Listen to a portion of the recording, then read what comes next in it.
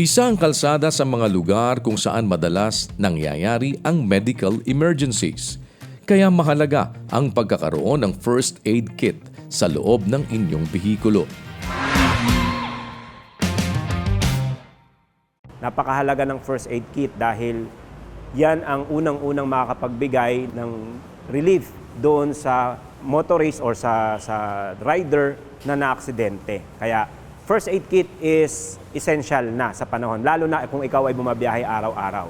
Narito ang basic items to put inside your vehicle first aid kit.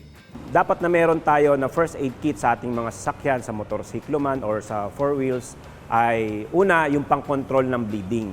Pwede tayong magkaroon ng mga gasa, yung povidone iodine, meron tayong mga, kahit yung simpleng band-aid, dapat meron din tayo kasi maaaring may aksidente pero hindi naman ganun kalala, pwede nating i-apply yon.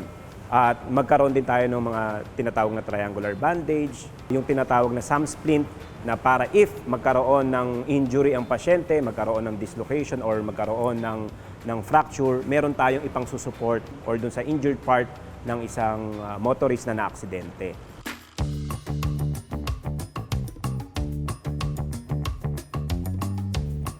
Bukod sa pagkakaroon ng first aid kit, mahalaga rin na alam natin ang tamang pagbibigay ng paunang lunas.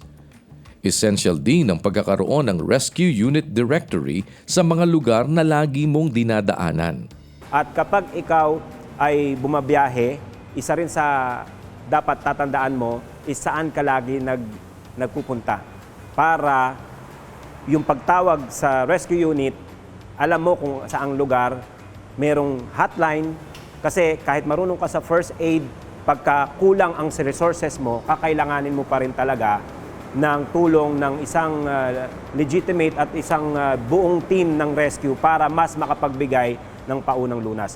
First aid, from the word itself, first aid, paunang lunas lang yon. At least meron ka nang may apply, pero mahalaga na makatawag tayo ng rescue unit, especially doon sa mga lugar na lagi nating dinadaanan. Kaya sa mga motorista, kung saan kayo lagi bumabiyahe, better malaman natin yung iba't ibang rescue hotline sa mga lugar na dinadaanan natin para mas mabilis ang magiging pagresponde if tayo ang aksidente or meron tayong makitang aksidente. Tandaan, mata sa kalsada, kamay sa manibela. For more road safety tips, follow our social media accounts and subscribe to our YouTube channel.